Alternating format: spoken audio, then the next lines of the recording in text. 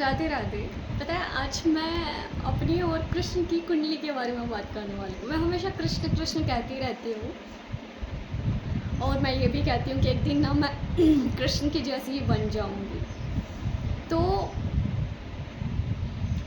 ये बात यहाँ तक ही नहीं है, कृष्ण और मेरी कुंडली में भी बहुत सी समानता है। जब मैंने कृष्ण की कुंडली देखी ना, मैं हैरान रह गई, क्योंकि उसमें से कई भाव बिल्कुल वैसा ही है जैसे कृष्ण की कुंडली में थे, मेरी कुंडली में भी। जैसे कि लग्न भाव, पहला जो लग्न का भाव होता है वो इंसान के व्यक्तित्व का होता है कि वो इंसान का व्यक्तित्व कैसा है। तो कृष्ण की कुंडली लग्न में जो ग्रह थे चंद्र और केतु, मेरे भी लग्न में चंद्र और केतु है। इससे ये पता चलता है कि वो इंसान डिटैच भी बहुत जल्दी हो जाता है और वो इमोशनल भी बहुत ज़्यादा होता है। वो जिस चीज़ से अटैच हो जाता है वो उसका अटैचमेंट भी बहुत तगड़े वाला होता है और डिटैचमेंट भी।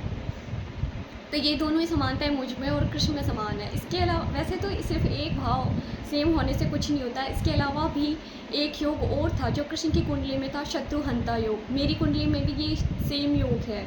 इसका मतलब होता है कि उस इंसान के छिपे हुए शत्रु बहुत होंगे, उससे जलने वाले, उसका बुरा चाहने वाले। तो मेरी कुंडली में भी ये सेम है। और मज़े की बात यह है कि मैं जानती हूँ कि मेरे जीवन में ऐसे लोग कौन कौन हैं, लेकिन उन लोगों को पता नहीं है कि मैं उनके बारे में जानती हूँ।